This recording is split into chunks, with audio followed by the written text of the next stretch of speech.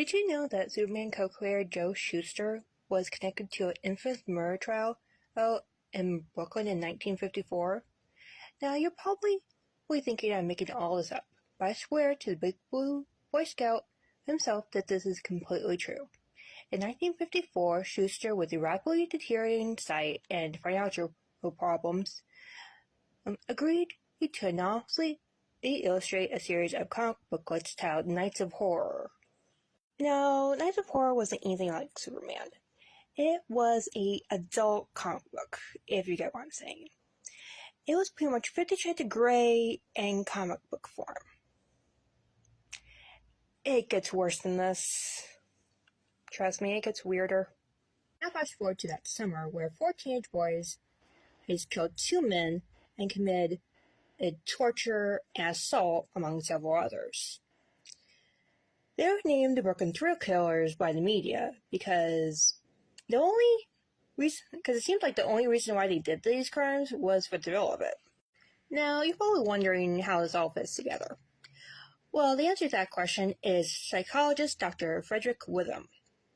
He was brought in to see if Jack Kozlow, the leader of the boys, was legally insane or fit to stand trial. The good doctor was intrigued by the teen and continued to study him even after deeming him insane. During his sessions with the doctor, Kozlow mentioned he was addicted to horror comics. Now, this piqued the good doctor's interest because he hated comics. He even wrote papers and a book on it. So he brought in Knights of Horror and asked him if that's the thing he read. Kozlow looked through it briefly and said, and I quote, "That's it, only I have a better edition." Well, now you see how all this connects. It's like 5 degrees of Kevin Bacon, just way worse and creepy. Also told Witham that he and the boys had their victims do something that was depicted in the comics. I'm not going to say what that was here. Anyway, if he said that before or after being shown the comics is not said. So with all that, the good doctor came to the conclusion that Knights of Horror and other horror comics caused Kozlow to do these things, even saying that it is hardly something that a boy would do spontaneously, that is without getting an idea from somewhere, end quote. Now, there are some things that make the good doctor's theory a bit questionable about Knights of Horror being what caused all this. I'll explain. First of all, there was no evidence that Kozlow actually bought or read Knights of Horror. No witnesses were ever brought forth saying that they had sold the comics to Kozlow. Secondly, not only did it come out that Kozlow was obsessed with a certain crazy dictator. Yeah, that one. The one with the little mustache.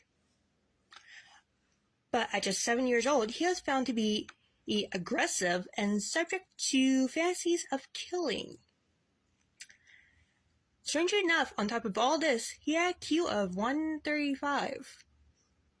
You're not small yet, you have a thing, but you have a session over the little mustache map. Really? Shows that you can have a high IQ but still be stupid. So the real question here, folks, is if he did read his comics and wasn't just playing along with the doctor, did the comics simply make him more creative instead of being the all-out cause of his crimes? You know, the old saying, movies don't make psychos, they just make them more creative.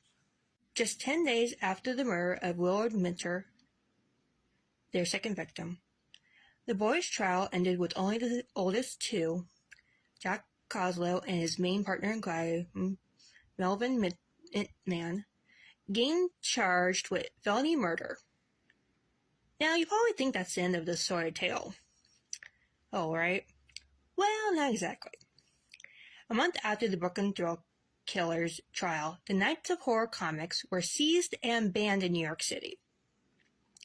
When the publisher tried to appeal that ruling, it went to the Supreme Court, who in turn banned the comics, saying they were plainly obscene and did not go up against the Constitution to ban them. Well, yeah.